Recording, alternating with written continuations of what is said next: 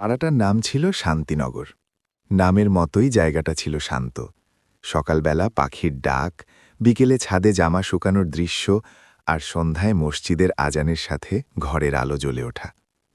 এই পাড়ার একদম শেষ মাথায় ছিল রাহুলদের বাসা।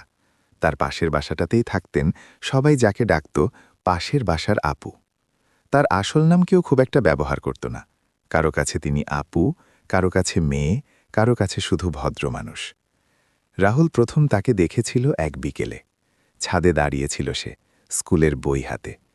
হঠাৎ পাশের ছাদ থেকে ভেসে এলো চুল শুকানোর শব্দ। তাকিয়ে দেখল, সাদা রঙের ওড়না, চোখে নরম হাসি, হাতে বই।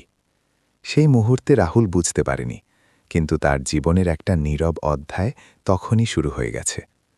আপু প্রতিদিন বিকেলে ছাদে আসতেন। কখনো বই পড়তেন, কখনো গাছগুলোতে পানি দিতেন।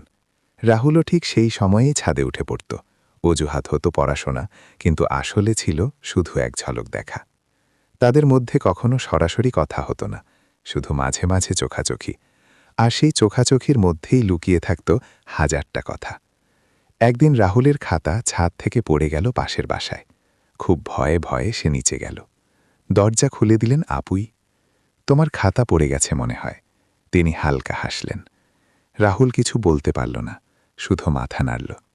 সেদিন খুব ছোট একটা কথা হয়েছিল, কিন্তু রাহুলের কাছে সেটাই ছিল বিশাল ঘটনা। তারপর থেকে মাঝে মাঝে দেখা হলে আপু জিজ্ঞেস করতেন, পড়াশোনা কেমন চলছে, পরীক্ষা কবে? এই সাধারণ প্রশ্নগুলোই রাহুলকে সারা দিন ভালো রাখত। আপু জানতেন রাহুল তাকে সম্মান করে, কখনো সীমা ছাড়ায়নি, কখনো অস্বস্তিকর কিছু বলেনি। আর এই সম্মানটাই তাকে আলাদা করেছিল। রাহুলের ভালোবাসাটা ছিল নীরব। সে জানত এই ভালোবাসা দাবি করার নয়, এটা শুধু অনুভব করার। একদিন আপু বললেন, আমি কিছুদিন পর অন্য জায়গায় চলে যাব। রাহুল সেদিন রাতে ঘুমাতে পারেনি। তার মনে হচ্ছিল পাশের বাসাটার দেয়ারটাই বুঝি ভেঙে পড়ছে। যাওয়ার আগের দিন বিকেলে আপু ছাদে দাঁড়িয়েছিলেন, রাহুলও ছিল। অনেকক্ষণ নীরবতা।